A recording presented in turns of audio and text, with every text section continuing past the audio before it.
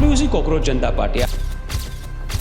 એ આજે આખું રેવોલ્યુશન આ લોકો ઓનલાઈન શરૂ કરી છે movement. How do you see that movement panning out? સૌથી પહેલાં તો એક મૂવમેન્ટ એને પોર્ટ્રે કરી રહ્યા છે, પણ એક ડિજિટલ માર્કેટિંગ પ્રોડક્ટ છે એ વસ્તુ.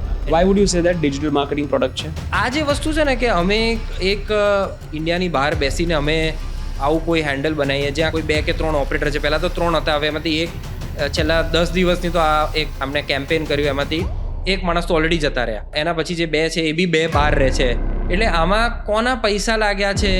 આ લોકોનું જો તમે કન્ટેન્ટ જનરેશન જો તો મોસ્ટલી બધું એઆઈ કન્ટેન્ટ જનરેશન છે. બધા જે પેજીસ જે બધા છે એ બી બધા એઆઈ બોટ્સના જનરલી પેજીસ છે. અને એ લોકોનું એક્ઝેક્ટ જે ડિમાન્ડ્સ છે, જે એક્સપેક્ટેશન છે, એમને અત્યારે જે સ્પોક્સ પર્સનને બધા હાયર કર્યા છે, એ પહેલાં આમ આદમી પાર્ટીમાં હતા, જે એમને ચાલુ કર્યું છે એ આમ આદમી પાર્ટીના એ છે. તો એવું લાગી રહ્યું છે કે કંઈક કે આ છે ને એ પ્રોક્સી છે, કેમ કે જે એમની એકચ્યુઅલ પોલિટિકલ પાર્ટી છે એ કમ્પ્લીટ ફ્લોપ થઈ ગઈ છે. એટલે રાહુલ ગાંધીજીને એકચ્યુઅલી બહુ એક્સપિરિયન્સ છે જ આમાં રીપેકેજિંગમાં, પણ મને લાગે છે હવે આ આમ આદમી પાર્ટીનું બી એક આ રીપેકેજિંગ પ્રોડક્ટ છે કે ચલો આપણે તો ના ચાલે તો હવે કોકરોચને ચલાવીએ.